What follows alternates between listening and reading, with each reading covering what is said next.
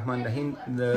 ناروغۍ په شروع کې اول کې دا ناروغي د زکام په شکل باندې ماته پیدا شوه چې ما د دې ترڅنګ د ستوني درد، وچ ټوخی او لږ اندازه سر لنډي درلوده او همدارنګه د ځان شدید درد مې درلوده او د ذایقې او د بوی حیثیت دا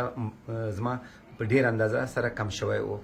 بیا په تداوی کې د کمې طبي تداوي ترڅنګ کمې دواګانې چې ما ته توصیه شوې وې هغې نه مې استفاده کوله، هغه مې استعمالولې او د دې ترڅنګ ما په زیات اندازه د مرچ، کیوي، مالټې، لیمو څخه کار اخیسته. دا مې ډېر خوړله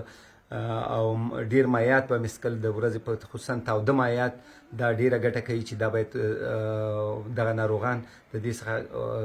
ګټه واخلي. او همدارنګه د ادرک او لیمو چای دا مې هم په ډېر اندازه څښه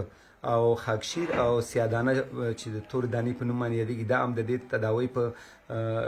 په تداوی کې ډېر رول لري.